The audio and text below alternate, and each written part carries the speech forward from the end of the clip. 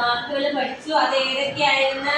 അമ്മ, അറ, അരണ, അട. ഇതാണ് നമ്മൾ പഠിച്ചത് അല്ലേ?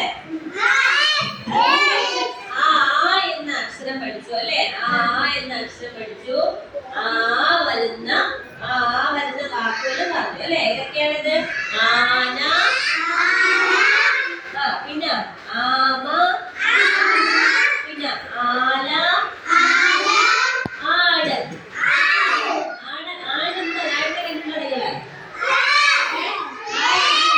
ആടിനെ കണ്ടുണ്ടോ? നോക്കിയേ. ആന, ആട്, ആന, ആമ. ഇതൊന്ന് പറഞ്ഞേ, ഉറച്ചു പറഞ്ഞേ എല്ലാവരും. ആന, ആട്, ആല, ആമ.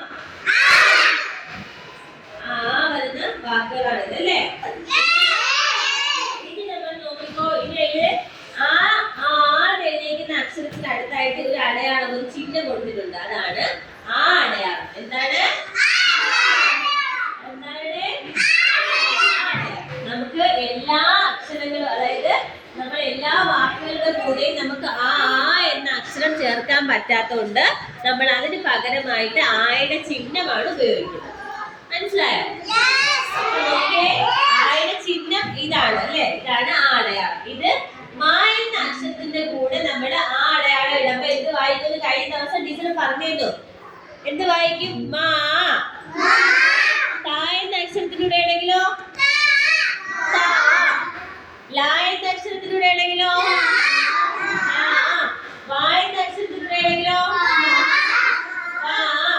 അല്ലേ? അങ്ങനെ ഏത് അക്ഷരത്തിന്റെ കൂടെയാണോ നമ്മള് ആ അടയാളം ചേർക്കുന്നത്, ആ അക്ഷരത്തിന്റെ കൂടെ ആയും കൂടെ ചേർത്താണ് നമ്മള് വായിക്കുന്നത്. അല്ല പയാസേ? അപ്പൊ നമ്മള് താ എന്ന അക്ഷരമാണെങ്കിൽ താ, ഇനി റാ എന്ന അക്ഷരമാണെങ്കിലോ മാ എന്ന അക്ഷരമാണെങ്കിലോ പാ എന്ന അക്ഷരമാണെങ്കിലോ മായാണെങ്കിലോ. അപ്പൊ നല്ല മികച്ച ബുദ്ധിയാണല്ലേ? എല്ലാവർക്കും അറിയാലോ. അപ്പൊ അതുപോലെ ഇതൊക്കെ വരുന്ന ഈ അടയാളം വരുന്ന വാക്കുകൾ ഇവിടെ കൊടുത്തിട്ടുണ്ട്. മാല, താമര, നാരങ്ങ. കണ്ടോ? 3 ചിത്രങ്ങൾ കൊടുത്തിട്ടുണ്ട്. അത് ഏതൊക്കെയാണെന്ന് നോക്കിയേ. മാല, താമര, നാരങ്ങ. ഈ അടയാളം ധ്യാന. ആ അടയാളം വരുന്ന ഒരുപാട് വാക്കുകളുണ്ടല്ലേ? അപ്പൊ ഇത് മാത്രമല്ലാതെ ഒരുപാട് വാക്കുകൾ ആ അടയാളം വരുന്നുണ്ട്. ഇത് നമുക്ക് 3 വാക്കുകളാണ് ഇവിടെ കൊടുത്തേക്കുന്നത്. അപ്പൊ ആ വരുന്ന വാക്കുകൾ ഏതൊക്കെയാണ്? ആന, ആട്, ആല, ആമ. ഇനി ആയുടെ ചിഹ്നം വരുന്ന, അടയാളം വരുന്ന 3 വാക്കുകളാണ് മാല. ഏതാണ്? മാല, താമര, നാരങ്ങ. മനസ്സിലായല്ലോ?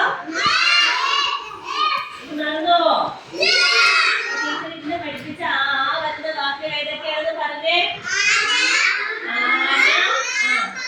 ആന,